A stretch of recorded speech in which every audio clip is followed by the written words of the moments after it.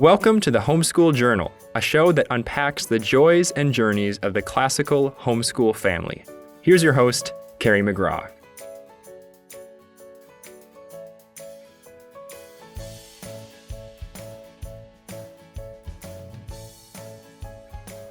And so let's turn to Catherine. And Catherine, let's hear a little bit more about your story, how the whys of homeschooling have played out through the years in your family. Sure.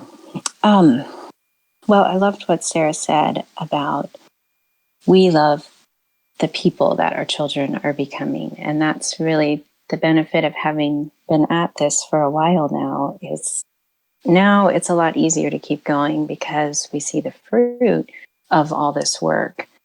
But at the beginning, when we, first took our son out of school, we were pretty much just going on blind trust. And a couple of books I had read that said it was possible to homeschool a child with autism. I didn't know anyone else who had a child with difficulties. I knew a lot of homeschoolers, but everyone that I knew seemed to have children who just knew what to do, who were fairly easy to teach, at least from my perspective. I'm sure they weren't.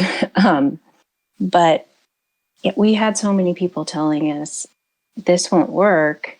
And not only that, but this is going to be harmful to your son. So we were told, as I think a lot of parents of children with autism are, that our son, above all other children, needed to go to school because he needed to learn social skills. But what we had seen at the school was that it didn't play out that way. And really children with autism don't learn social skills by just being around other children. They have to be carefully taught them. They miss all those subtle cues that other kids learn when they're in the classroom or, on the playground about how to behave. But our son could tell what behaviors got a rise out of everyone. So it really felt like more the classroom was maybe the ideal environment to turn into a behavior problem rather than to learn how to interact with others. But again, we just were kind of going on trust at that point because we hadn't seen it. We just hadn't seen it work in any other families. All the families we knew with special needs kids were utilizing the public school system. But as it turned out, homeschooling did work really well. For teaching not just academics, but also all the skills of ordinary life that have to be taught to a child with a developmental disorder.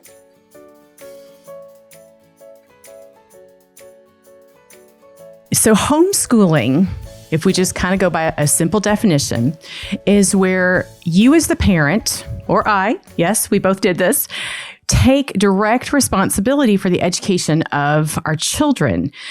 The home becomes the center of our children's education. But a homeschool can come in all different packages, so to speak, from completely parent-directed, which both you and I have that experience, to completely delegated and somewhere in between. And I think that you can really speak very well to this, Jessica, because I know you've done it all.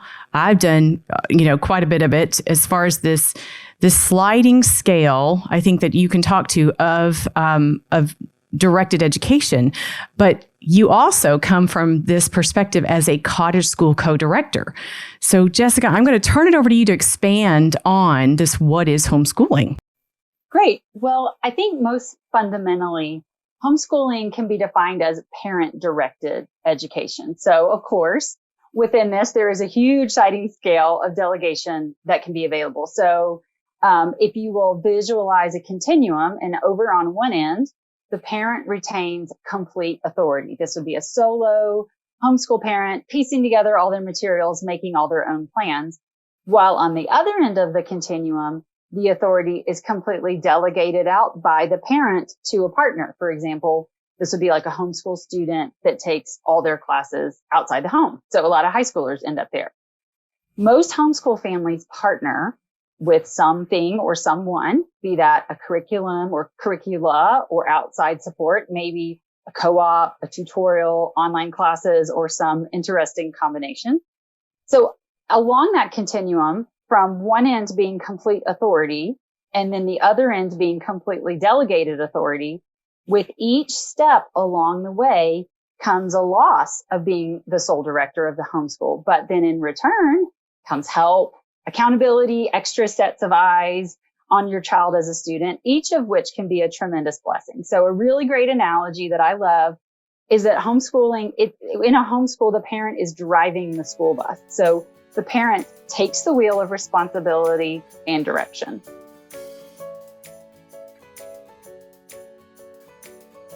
Right. So here we go. Are we? I'm ready. Are we ready? I'm ready. Okay. Now, we'll have to do disclaimer. I have looked at these, so they're not like. Well, we have looked at these, Right. yes, but we haven't scripted. I don't have anything scripted. No, Right. no, right. So I'm probably going to laugh So at you some go of ahead these. and pull the first card, okay, and read it out loud. Here we go. Oh, see, why do I get this one? All homeschool parents are the picture of perfect patience, benevolence, and true godly wisdom. Mary Poppins, right? Yeah, this is funny because my kids will tell you, okay, that's one of the probably the first thing that people ever say to me is I could never homeschool. I am not patient enough. And then I laugh hysterically and go, obviously you have not talked to me very long or my children. Right. Because this is not me. Yeah, I can tell you that if there's one thing I have never been accused of by my children is wisdom. Okay? I thought you meant being Never. patient. No. Well, okay, wait. Well, maybe I can get to that one. But I have never been accused of being wise. That's for sure. Like, I know that I did have a phone call from my then 18-year-old when she went off to college. And it was, Mom, you were right. And it was all about the classical education that we Right. had chosen for her and the tough years of classical education. And so I'm going to tell you that one is hidden in my heart, probably marked on my calendar. But wisdom is not what I have ever been accused of.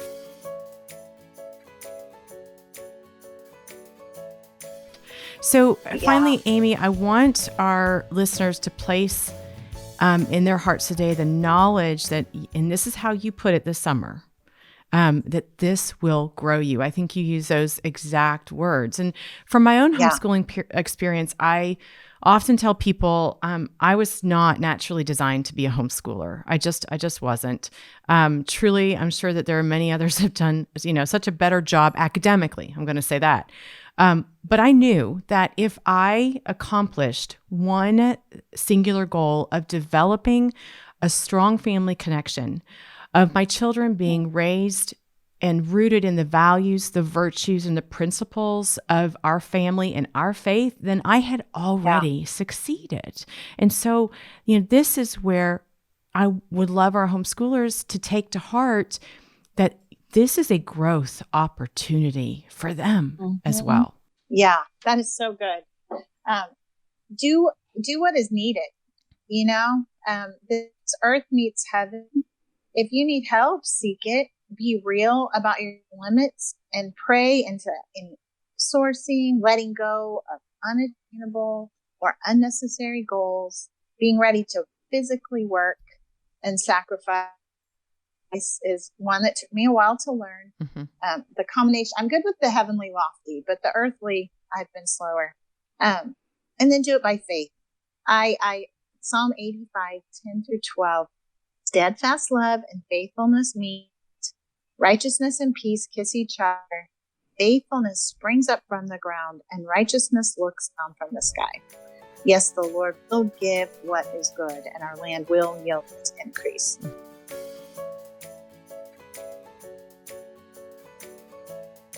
How do you switch gears from homeschooling to the holidays when with all these things that run into any homeschooler schedule, particularly yours? How do you switch those gears? I'm hoping that you allow yourself a break. Absolutely, we do. And this has certainly changed with the ages and stages of our children. When they were younger, with newborns and toddlers, our schedule pretty much just stayed the same, revolved around their routines, and we just incorporated holiday activities into their schedule. But now that we have 2 school-age children, we definitely do take a pause from our school schedule and shift gears entirely so that we can fully enjoy the holiday season. That's good to hear because I think we all deserve it, right? Absolutely. Yes. And so tell me about that shifting, that whole process of shifting gears and, what you allow yourself to do. And maybe you've got some survival tactics you can share with us, please. Sure. Well, the longer we have homeschooled, which, as you mentioned, was 5 years now with Memoria Press, the more I have realized our need for margin in our family schedule. And not just during the Christmas season, but really all year long. Our home is much more peaceful, and Christmas is so much more enjoyable when we do take a break and just focus on holiday activities instead of adding them on top of a school schedule.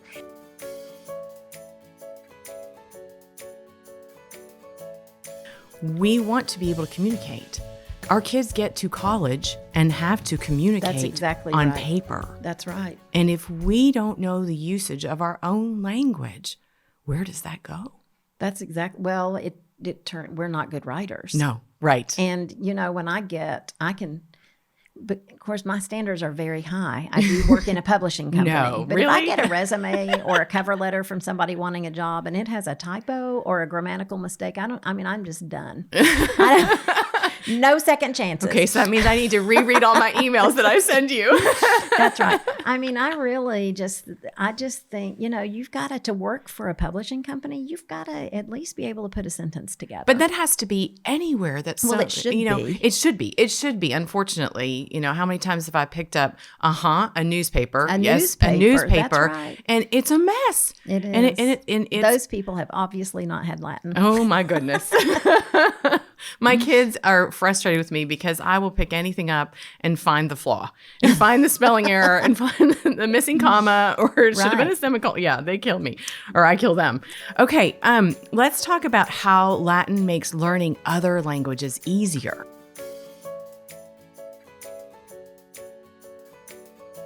Some companies would tell you, some curriculum companies would tell you that you should do Latin, but it is not essential for a classical education. We do not fall Can I on swallow that side at all. That hurt. I know, but we totally say 100% you are not classically educated if you do not have Latin and hopefully Greek. Hopefully you can get to Greek. Mm-hmm. I pulled because I want to get this right. Cheryl Lowe's, I found some things that she had written right before she died. And one of them was, what is classical education? Now, we say all the time, it's the true, the good, the beautiful. We've got, even on our website, we've got this giant definition of it. But what it really came down to her was the essential core of classical Christian education is the study of Latin and the classical civilizations of Greece and Rome. Mm-hmm. And that's it. That's it. And then she says, I don't think we are at liberty to redefine it. Like, this is what it's always been, and it needs to continue to be. Folks, and so we would say and you have to have Latin in your curriculum. I love that. And I hope that we have made it doable for everybody, that our Latin products, she worked really hard to make sure anybody could teach it. That meant so much to her, that you as a parent could succeed as a Latin teacher with no Latin background or knowledge. Well, I think we continue to work that way. I get to watch everybody and the heart that they put into making sure that this is successful for our homeschoolers. That's right.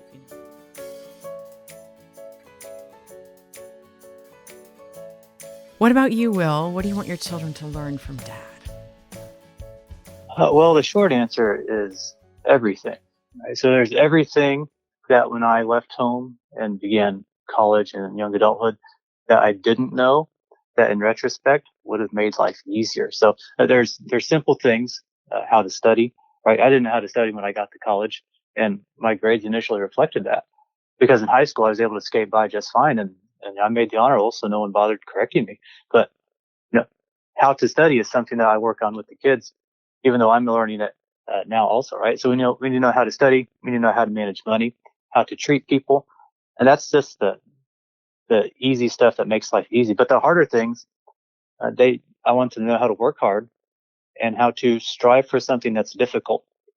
And that's a really hard thing to teach. So that's where something like Horatius comes in and Latin comes in, and my 6th grader, he's trying to memorize Horatius because I told him I want him to film it for that Winston Churchill. Not because I care that he gets the Winston Churchill, but I want him to do something that takes a long time and is difficult.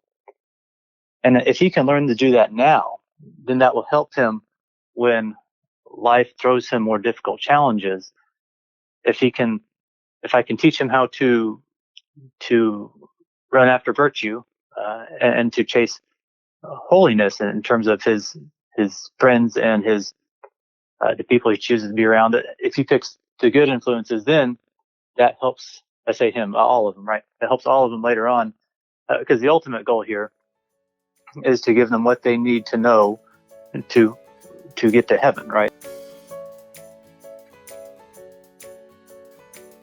Absolutely. And I think the point about your daughter reading books over and over again, again, Lewis says a book that's not worthy of an adult is not worthy of a child, because, a good book is a book you can return to again and again and again and get something new, get a new nugget of wisdom with each reading. In fact, this morning I was looking over some notes about Charlotte's Web, and I've read Charlotte's Web many, many times. I've taught Charlotte's Web. I've helped with the study guides for Charlotte's Web. And this morning I was looking over Charlotte's Web notes, and I just paused for a minute and I just thought, Charlotte's Web is one of those great books that shows sacrificial love. And the first time we read Charlotte's Web, we think this is an entertaining story about, a spider who spells and a pig on a farm and the animals who talk. But when you really think about it, you think this is a book about Fern loving Wilbur enough to save him, and Charlotte loving Wilbur enough to save him, and Wilbur loving Charlotte's egg sac enough to save her babies.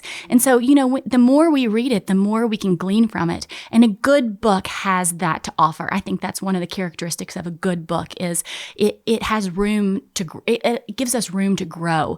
We can think about a book over and over again because it has a lot of wisdom within its pages. Right. And then, but I love the fact that you drew out Charlotte's Web. That book makes me cry. It still makes me cry.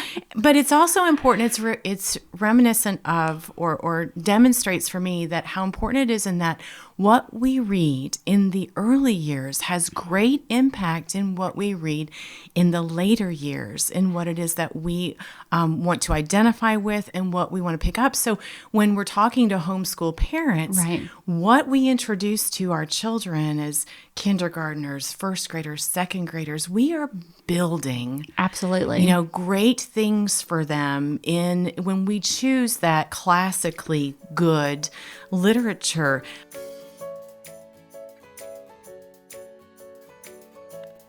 Well, I came to it gradually, as I'd said. It was over time researching.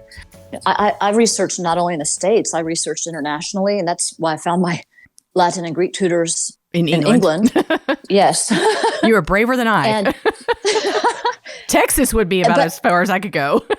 Well, that's where I'm from. That'd be a good place too. But, oh, that's fun. but we are entirely devoted to our children's growth and education. And so there's no length I wouldn't go to find what I hope and believe is the best. And so I did spend that time researching, and I do still use other publishers' materials, but I can't speak for them as I would have MPOA. Mm-hmm. And for all the reasons we've talked about, and absolutely, while we're on that, the teachers, I have been so delighted. They are wonderful. And I have I have neighbors and friends who will say, oh, now we're homeschooling too, because their children are in front of Zoom all day. No, it's not the same. Not even close. No, right. And also, I have friends. Now, this is Silicon Valley.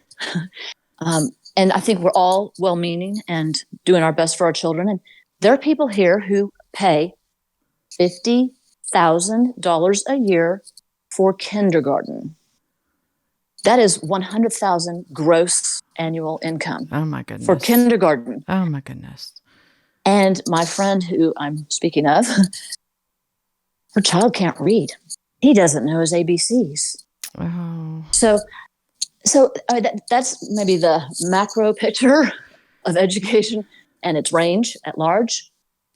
But when I put together everything I'd seen and everything I'd studied, Memoria Press just pulled the whole story together best for us. It was superior materials, great teachers, and a program that allowed me to remain her primary teacher.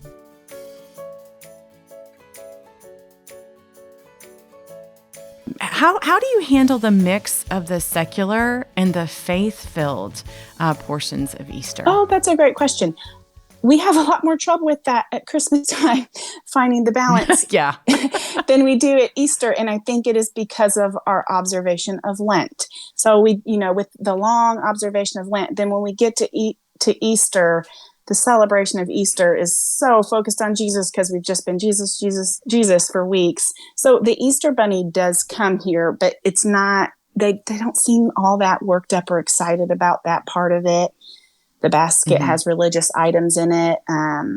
You can find too. Bookmarks, pencils, stickers, little books about religious things. Yeah, we even do chocolate in the shape of a cross. I do that too. Do that too. Yeah.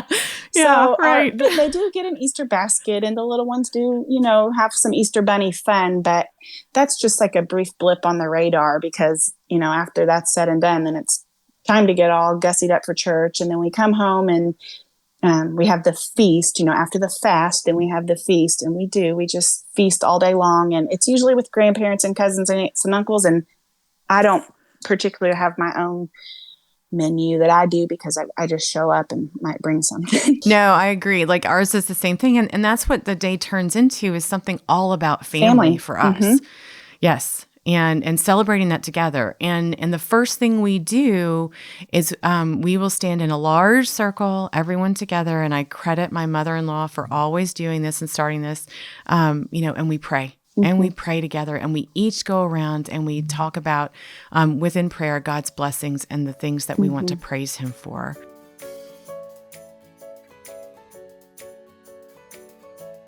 With homeschooling, we have really, for my son, who I think particularly needs it, he loves it now. He loves we bought him a t-shirt for Christmas and it says, I'm too cool for school. And it actually said homeschoolers. And he loves talking about it. Anybody who asks him, and it's so funny because but my husband jokes that we've become total bores because all I talk about is Memoria Press and all my son talks about is homeschooling. I'm okay with that one, Julie. I'm okay with that. I'm always like, oh, please ask me a question. Because then I get my motor goes and then I can't stop talking about how excited I am. We have become a happier family. We've become a more connected family. Oh. I'm telling you right now, I love the Famous Men of the Middle Ages, and we're doing Famous Men of Greece. I enjoy it. I literally, I'm like, come on, Jack, let's do it. Let's do one more chapter. It is just, we have grown as a family. We talk about these subjects at dinner. I feel like we're a much more interesting family in the things that we're talking about. So, I've learned just a lot about the role of, I would say, a deeper role of what parents should have in their children's lives.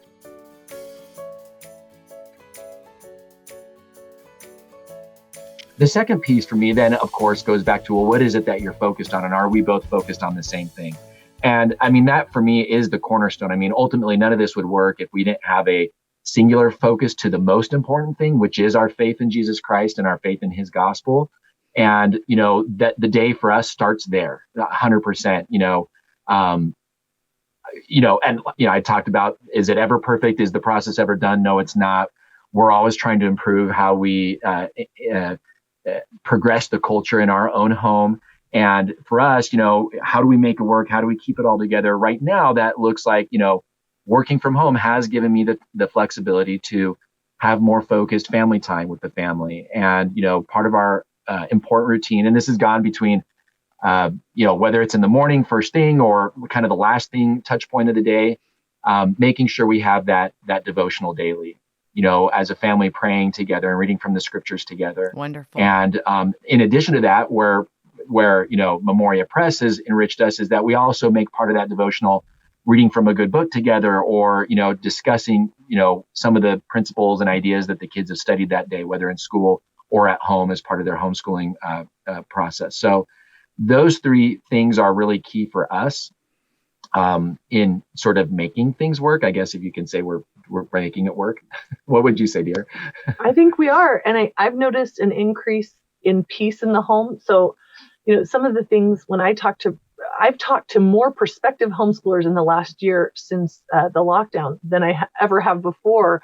People that are just beginning to open to the possibility, and they all have the same concerns. It's like, how will I make sure they're getting enough socialization? How will I make sure they're not on screens too much? How will I make sure they actually learn and listen to me, when I'm the primary teacher? And I have a firm testimony that as we teach by precept and example, that we put God and his kingdom first, that increases the spirit of peace and love in our home, obviously Amen. Through the Holy Spirit. We see that every day. So we have conflict like every family, and we have, faults like every family, but I truly see that moment of the softening of the heart. Of course, as parents, we know our kids need to see us humble ourselves and ask for forgiveness from one another. And from them at times, they need to see us, on our knees praying. But I do find that family devotional really I've always prioritized that as the start of the day, because I truly thought we needed the Lord's help to get through our day.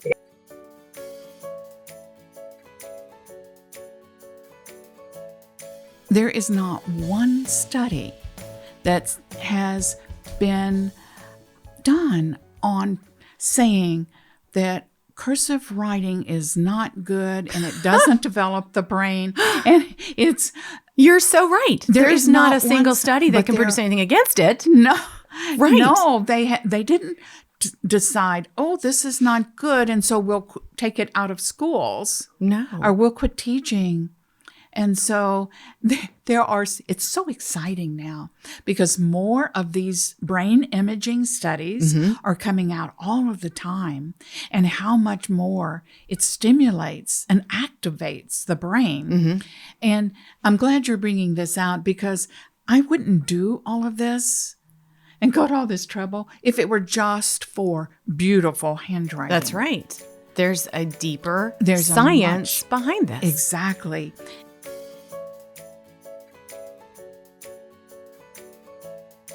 That little boy in the fourth grade said, this is fun. This flows. I like this. Writing apple. Yes, Writing apple. Yes. Okay. But you just have to keep after them. Okay.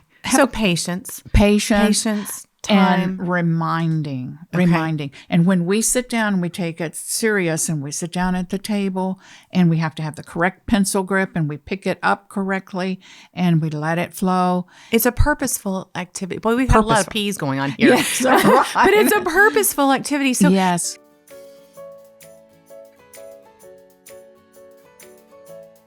Try to really know yourself and your family dynamics. I think so often, especially with people that haven't been homeschooling as long, you see all the blogs, you see all your friends talking, you talk to people like Carrie who are like, yeah, I have a binder with all the stuff we're going to do each week, right? And you think, oh my gosh, how am I going to do all this? Some people really need structure, right? Some people school year round because their family works better when the kids are on a routine every day.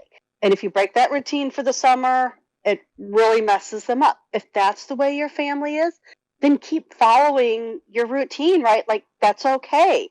But if it's not, if you're like me and you're like, I just need to be done, then be done and enjoy your summer. And don't feel guilty if you're not doing everything that you feel like is summer enrichment you have to do. Because I'll tell you, out of my 7 kids, who the youngest one is still not quite reading, but out of all of them, 4 of them learned to read over the summer between kindergarten and first grade when we weren't doing any curriculum. We ended kindergarten and me going, I don't know how we're going to start first grade because you're just not quite reading yet. And then, we just stopped doing anything. And then they're like, but Mom, what about this book? Will you read it to me? And I'm like, I can't read it to you. I'm too busy doing this other thing. And they pick it up and they start reading. And, if I'd have continued that curriculum with them over the summer, I think they still wouldn't have been reading by first grade, because they were fighting it. So they just needed that relaxing and to choose to do it themselves. So learning does happen over the summer. The kids will be very enriched anyway. And so do figure out you and your family dynamics and go from there and just make what works best for your family happen. And don't feel guilty if you're not doing what everyone else is doing.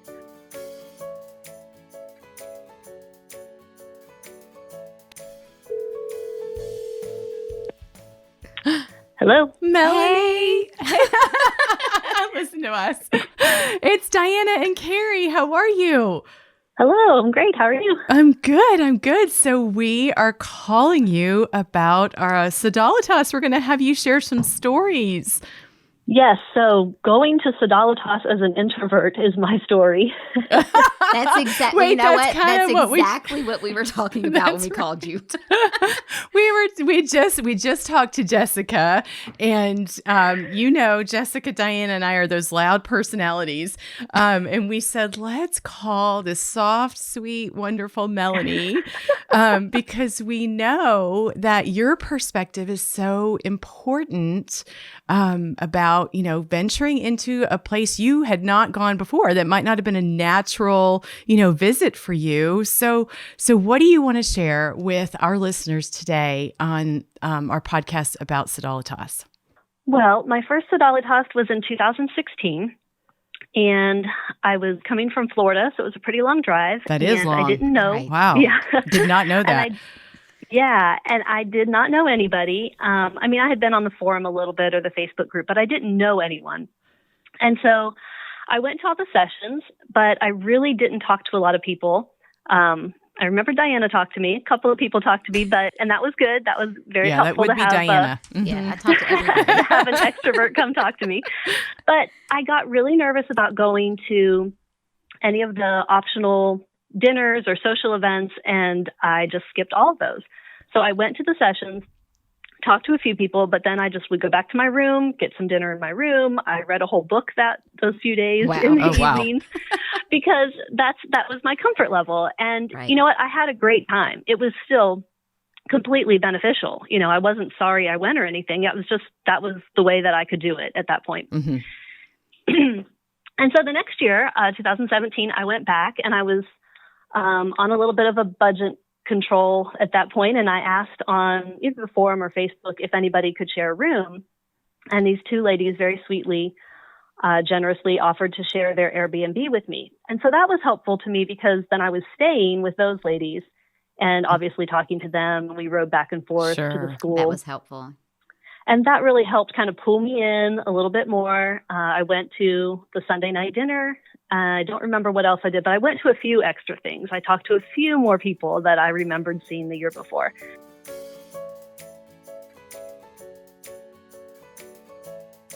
And the amazing thing about learning, beautiful learning, when you focus on these critical skills, is that they are ready to soak it all in. Mm-hmm. And they're ready to spit it right back out so that you can see and they can see these wonderful accomplishments in speed drills, in reading, in tackling a new book, in going to chapter books. That is the joy of learning that I think happens. So don't equate joy of learning with fun. They're not the same thing. They're different things, but you can make the day more enjoyable by how you present the material too.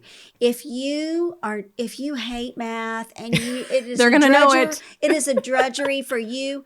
They're going to read you pretty well, and they're going to know, and they're not going to like it either because that's the message you're sending out when you so we set aren't the tone. Smiling. So look what we get to do today. We get to do these speed drills today, and your smile and your enthusiasm and your joy, I think, is what's important. It absolutely is. Whether it is sweeping the floor, doing the laundry, doing math facts, approaching school, starting the day, or starting back up after a break. That's just as important. And they will read everything, on teacher mom's face, right?